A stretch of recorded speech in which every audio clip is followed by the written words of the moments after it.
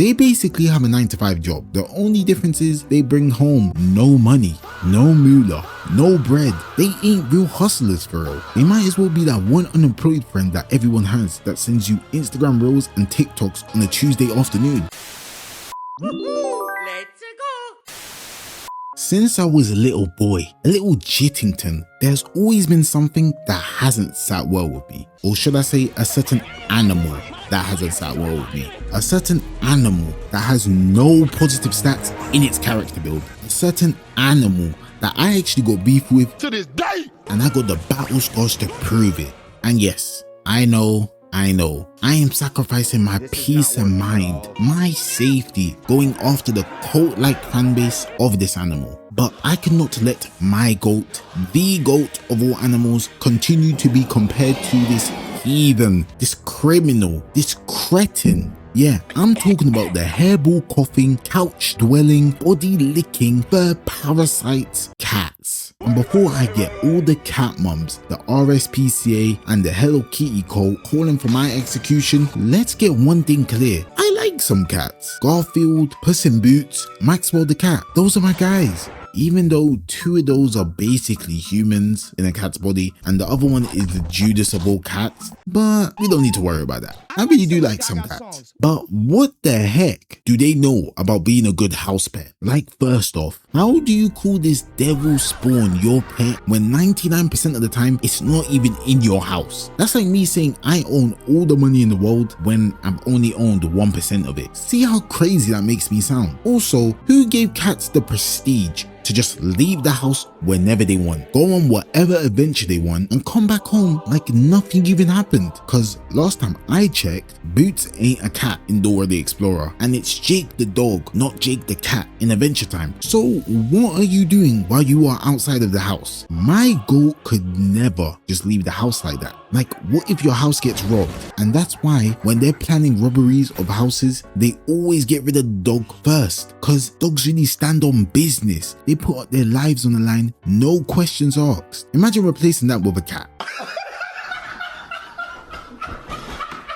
There is no fear in your body looking at that.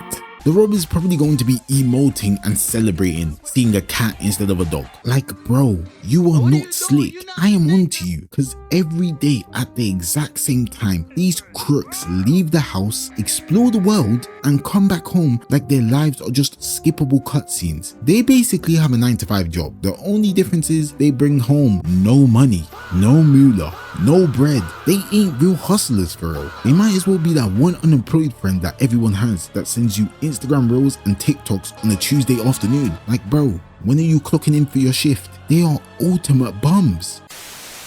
Cats might be on regular show levels of employed unemployment, where they might need to leave the house to save the world from a random threat every single day, like the AI revolution or the roadmen pigeon epidemic. And if that was the case, I would say fair play. But we all know that is not the case. And you might ask me, Diamz, how do you know the script writers for cats aren't on regular show timing? That horse right there fell out of the sky and has to pass a US history test or the whole earth is gonna explode. What? And I am glad you asked. It's because every time I go outside, I see them congregated in my back garden. At this point, I might as well spin a wheel to see what cat will spawn into my backyard next. And if your pet is spending their 8-hour shifts plus overtime at my house, that's basically my pet as well. Really, it's the neighborhood's pet. The way they be splitting their shifts between different back gardens as well. These guys are really the hoes of the animal kingdom, since they be doing cameos in everyone's back garden like they're celebrities. They are for the streets, literally, since you can see them on every pavement as well. And let's not skip over the fact that these criminals are having meetings almost every single day in my back garden. So all I want to know is, what are you guys planning? Please tell me.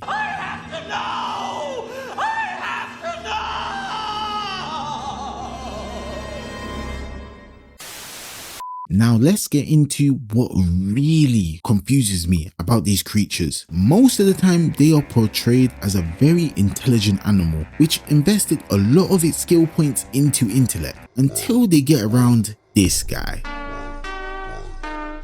So how does such a cunning, savvy, crafty animal always manage to go missing. I don't know if cats are trying to do Avatar roleplay, where when the world needed him most, he vanished.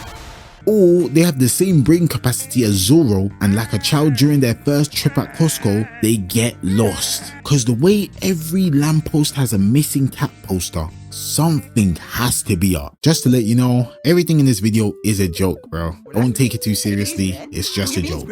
Enjoy the vid. But one thing I've always tried to do is make the best out of a bad situation. Word to Molly May. Monster has the same 24 hours in a day that we do. We all have the same 24 hours in a day. So if I was ever broke and needed to make money quick, the hustler within me would have made sure to go around trying to find stray cats and collect the rewards from the owners. And you might say, that's a great idea. But what if the owner gives me no reward? Well then, I'm just gonna give the cat the Simba treatment and hoist it up and set it free to the afterlife. All I'm trying to say is, I ain't never ever seen a missing dog poster before, and that's probably because they have something more important to do, like solving world hunger or finding out how Mane and LeBron both went to Turkey and still lost their hairlines again. So unless these overvalued imbeciles are going into hiding on purpose, I can't put them in the same conversation as my GOAT. Even something as simple as noticing how we say, I've really got that dog in me. It just rolls off the tongue so easily. It shows how peak of an animal these guys are. Imagine someone saying, hey man, I got that cat in me. That is a one-way ticket to the Zestival, bro. I swear. I'm gonna end the video here because I think I exposed cats a little too much. So I'm heading out before the Cat Defense League take me off the map. Anyway, that's the end of the video. If you enjoyed it, like, comment, and subscribe, and get back to your life, innit? Safe. Fly up, ton if you're feeding low weight only on special occasions. If I say 7, I'll be there at 8, but I'm asking you, they don't have me waiting. The trust got lost when I asked for a snap. First time you met and you said you were taken.